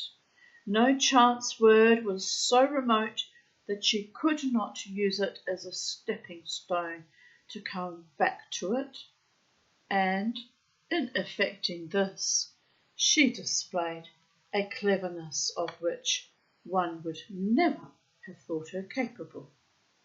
On this subject, she could be witty, vivacious, philosophic, tragic, and inventive. It enabled her to exhibit all the resources of her ingenuity. There was no end to its ramifications and no limit to its variety. The subject was herself. I gave her an opening at once, and then all I had to do was make suitable interjections. She was in great form. We were dining on the terrace, and a full moon was obligingly shining on the sea in front of us. Nature, as though she knew what was proper to the occasion, had set just the right scene. The view was framed by 2 tall black cypresses, and all round us on the terrace the orange trees in full flower exhaled their heady perfume. There was no wind, and the candles on the table flamed with a steady softness. It was a light that exactly suited La Falterona. She sat between us, eating heartily and thoroughly appreciating the champagne, and she was enjoying herself. She gave the moon a glance.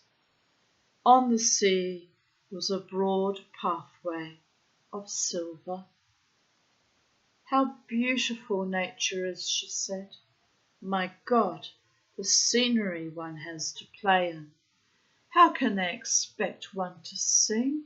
You know, really, the sets at Covent Garden are a disgrace. The last time I sang Juliet, I just told them I wouldn't go on unless they did something about the moon. Peter listened to her in silence. He ate her words. She was better value than I had dared to hope. She got a little tight, not only on the champagne, but on her own loquaciousness. To listen to her, you would have thought she was a meek and docile creature, against whom the whole world was in conspiracy. Her life had been one long, bitter struggle against desperate odds. Managers treated her vilely. Impresarios played foul tricks on her. Oh, art imitating life yet again, my darlings, loquacious though I am not.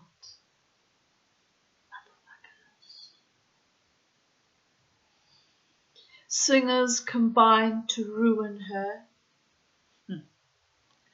Critics, bought by the money of her enemies, wrote scandalous things about her. Lovers for whom she had sacrificed everything used her with base ingratitude. And yet, by the miracle of her genius and her quick wits, she had discomfited them all.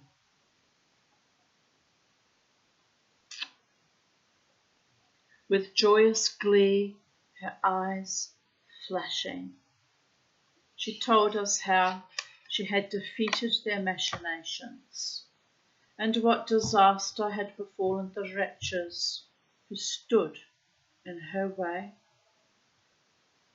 I wondered how she had the nerve to tell the disgraceful stories she told, without the smallest consciousness of what she was doing. She showed herself vindictive and envious, hard as nails, incredibly vain, cruel, selfish, scheming, and mercenary. I stole a glance now and then at Peter. I was tickled at the confusion he must be experiencing when he compared his ideal picture of the prima donna with the ruthless reality. She was a woman without heart. When at last she left us, I turned to Peter with a smile. Well, I said, at all events, you've got some good material. I know, and it all fits in so beautifully, he said with enthusiasm. Does it? I exclaimed, taken aback.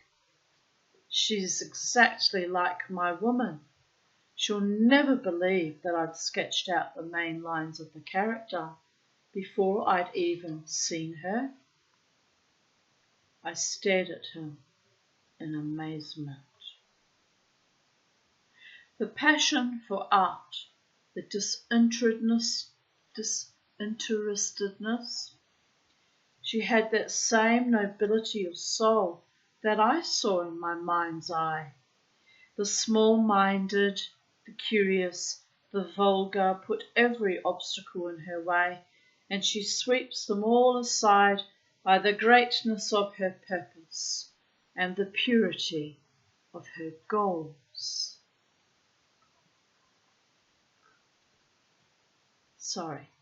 The purity of her ends. He gave a little happy laugh. Isn't it wonderful how nature copies art. I swear to you, I've got her to the life. I was about to speak. I held my tongue. Though I shrugged a spiritual shoulder, I was touched. Peter had seen in her what he was determined to see. There was something very like beauty in his illusion. In his own way, he was a poet. We went to bed, and 2 or 3 days later, having found a pension to his liking, he left me. In course of time, his book appeared, and like most second novels by young people, it had but a very moderate success. The critics had overpraised his first effort, and now were unduly censorious. 'Tis, of course, a very different thing to write a novel about yourself and the people you have known from childhood, and to write one about persons of your own invention. Peter's was too long. He had allowed his gift for word painting to run away with him. The humour was still rather vulgar, but he had reconstructed the period with skill, and the romantic story had that same thrill of real passion which, in his first book, had so much impressed me. After the dinner at my house, I did not see La Falterona for more than a year. She went for a long tour in South America and did not come down to the Riviera till late in the summer. One night she asked me to dine with her. We were alone, but her companion secretary, an Englishwoman, Miss Glaser by name, whom La Falterona bullied and ill-treated, hit and swore at, but whom she could not do without. Miss Glaser was a haggard person of 50, with grey hair and a sallow, wrinkled face. She was a queer creature. She knew everything there was to be known about La Falterona. She both adored and hated her.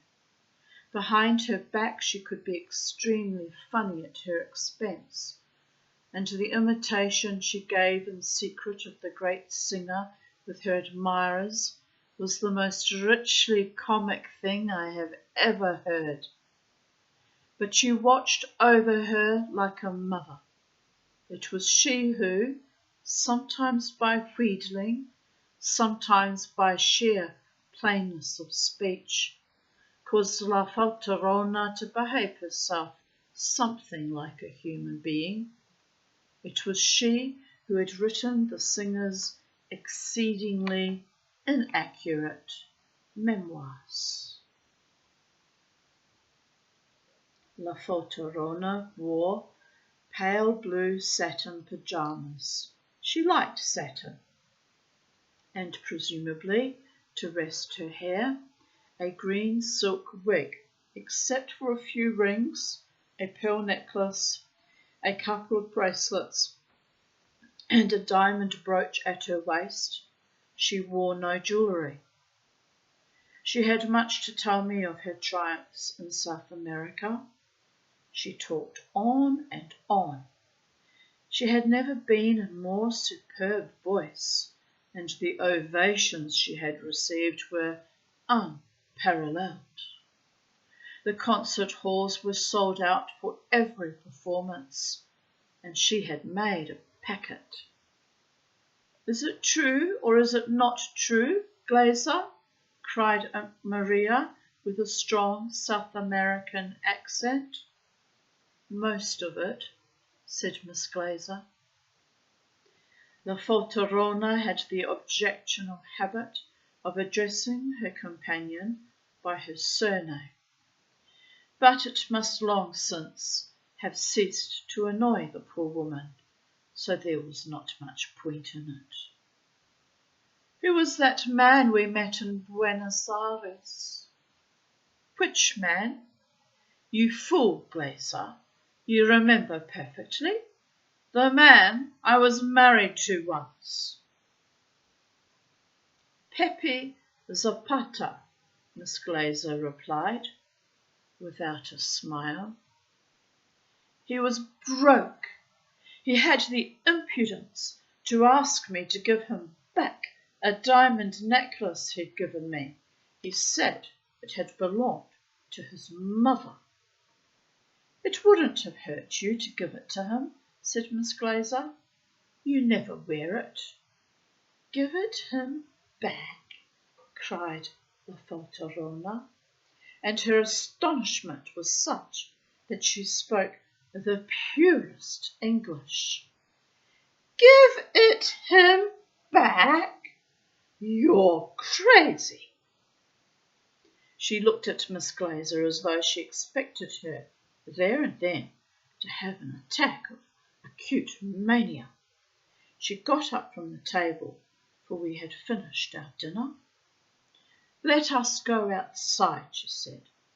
If I hadn't the patience of an angel, I'd have sacked that woman long ago. La Falterona and I went out, but Miss Glazer did not come with us. We sat on the veranda. There was a magnificent cedar in the garden, and its dark branches were silhouetted against the starry sky. The sea, almost at our feet, was marvellously still. Suddenly, La Falterona gave a start. I almost forgot. Glazer, you fool, she shouted. Why didn't you remind me? And then again to me, I'm furious with you. I'm glad you didn't remember till after dinner, I answered.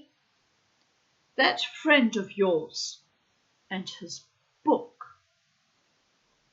I didn't immediately grasp what she was talking about. What friend and what book? Don't be so stupid.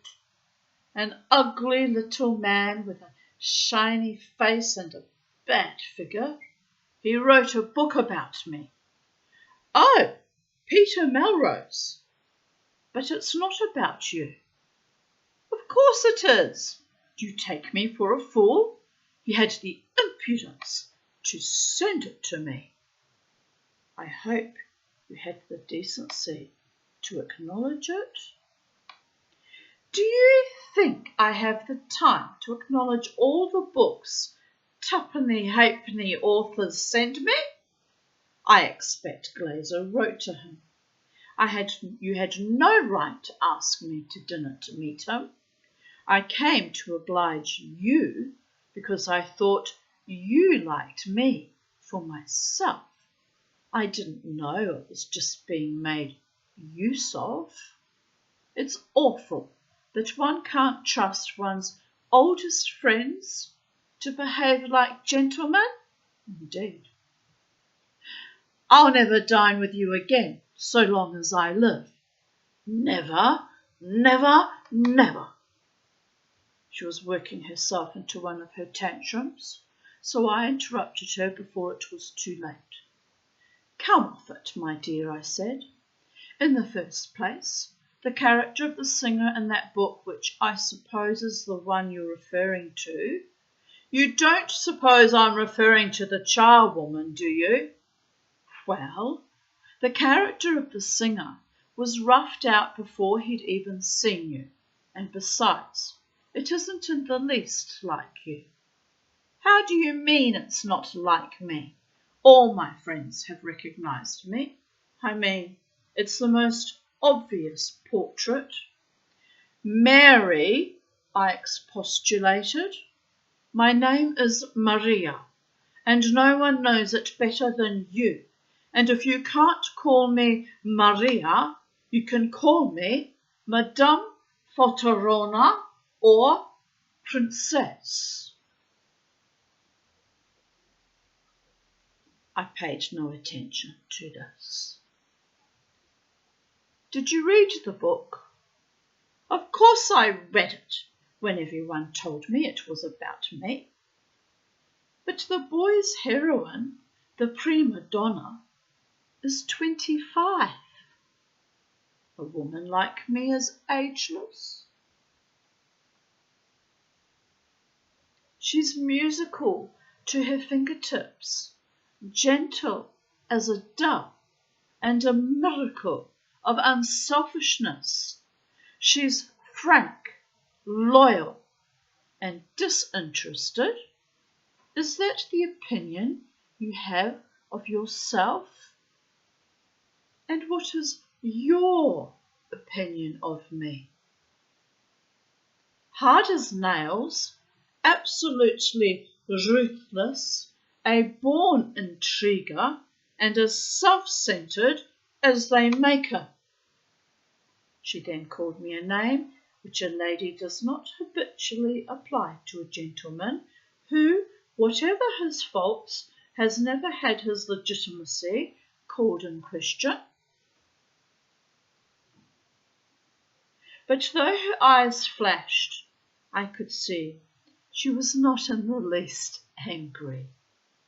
She accepted my description of her as complimentary. "And what about the emerald ring?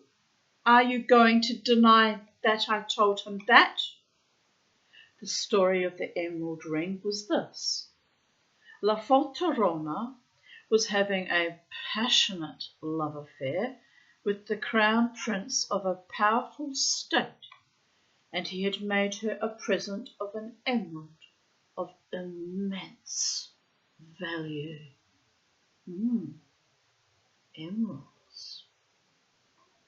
One night they had a quarrel. High words passed, and some reference being made to the ring, she tore it off her finger and flung it into the fire.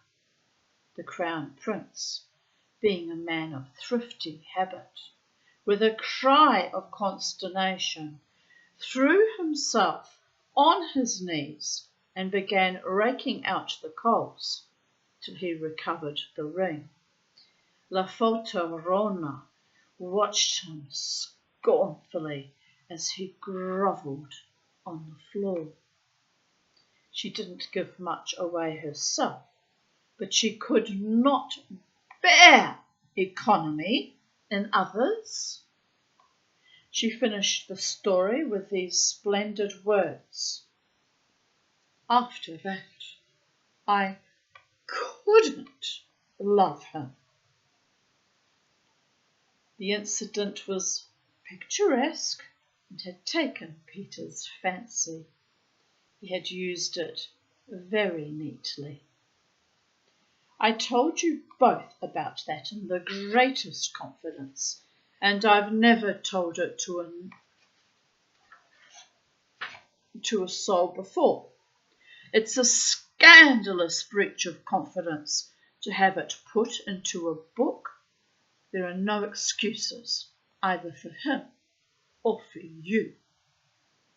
But I've heard you tell the story dozens of times, and it was told me by Florence Montgomery about herself and the Crown Prince Rudolph. It was one of her favourite stories too. Lola Montez used to tell it about herself and the King of Bavaria. I have little doubt that Nell Gwyn told it about herself and Charles II. It's one of the oldest stories in the world. She was taken aback, but only for an instant. I don't see anything strange in its having happened more than once. Everyone knows that women are passionate and that men are as mean as cat's meat. I could show you the emerald if you liked.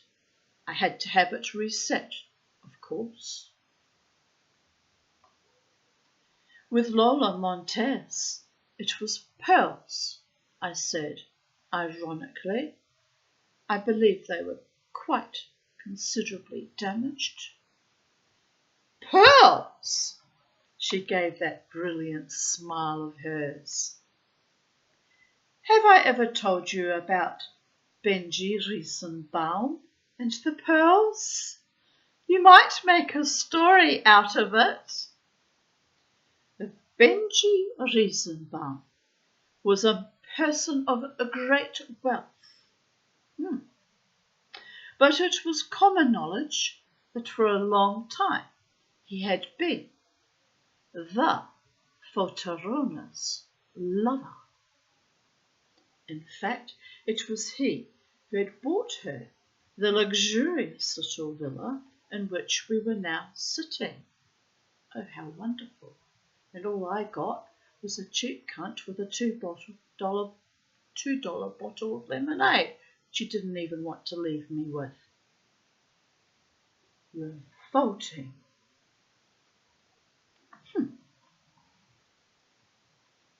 I've been doing something wrong all this time, haven't I?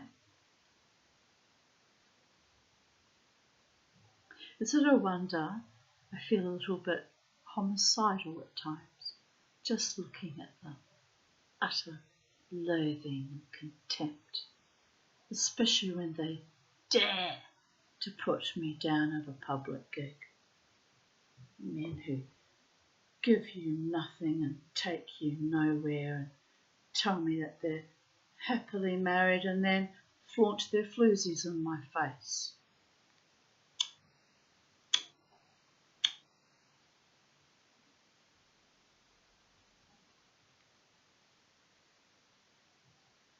Well, thank the gods I did not have sex with that one. I've been even more outraged and furious and homicidal.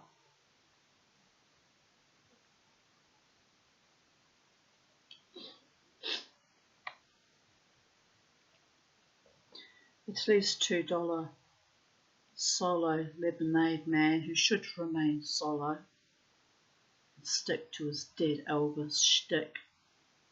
It was a jolly good roll in the hay the 2 occasions we bonked, but shh, mustn't tell tales out of school, must we? But it's the only reason, it's the only reason why I can still laugh about it to this day. Got something out of that arrangement. At least one orgasm, if I remember correctly, maybe so long ago. And no, he'll never get another chance again. Cheap and tawdry and dishonouring. Makes it very difficult to not despise all men, although, look, here we have it. Some men who buy their lovers a villa and gift them emeralds and treat them like queens. Well, she's treating them like dirt. Yes, that's what I'm doing wrong. Should have treated them all like the tawdry, feckless, filthy little boys they truly are, but, well, it's just not fit for polite society, is it, to behave like that? I'm better than that. That's why I sit alone in my little house, reading stories on YouTube, laughing about old loves gone rancid and living my best life. Well, he'd given me a very handsome string in New York. I was singing at the Metropolitan, and at the end of the season we travelled back to Europe together. You never knew him, did you? No. Well, he wasn't bad in some ways, but he was insanely jealous. We had a row on the boat because a young Italian officer was paying me a good deal of attention. Heaven knows I'm the easiest woman in the world to get on with, but I will not be bullied by any man, indeed. After all, I have my self-respect to think of. I told him where he got off, if you understand what I mean, and he slapped my face. On deck, if you please. I don't mind telling you, I was mad. I tore the string of pearls off my neck and flung it into the sea. They cost $50,000, he gasped. He went white. I drew myself up to my full height. I only valued them because I loved you, I said, and I turned on my heel. You were a fool, I said. I wouldn't speak to him for 24 hours. At the end of that time, I had him eating out of my hand. When we got to Paris, the first thing he did was to go to Cartier's and buy me another, just as good. She began to giggle. Did you say I was a fool? I'd left the real string in the bank in New York because I knew I was going back next season. It was an imitation one that I threw in the sea. She started to laugh, and her laugh was rich and joyous, and like a child's. That was the sort of trick that thoroughly appealed to her. She chortled with glee. What fools men are, she gasped. And you thought I'd throw a real string into the sea? She laughed and laughed. At last she stopped. She was excited. I want to sing. Glazer, play an accompaniment. A voice came from the drawing room. You can't sing after all that food you walloped down. Shut up, you old cow. Play something, I tell you. There was no reply. But in a moment, Miss Glazer began to play the opening bars of one of Schumann's songs. It was no strain on the voice, and I guess that Miss Glazer knew what she was doing when she chose it. La Falterona began to sing in an undertone, but as she heard the words come from her lips and found that they were clear and pure, she let herself go. The song finished, there was silence. Miss Glazer had heard that La Falterona was in magnificent voice, and she sensed that she wished to sing again.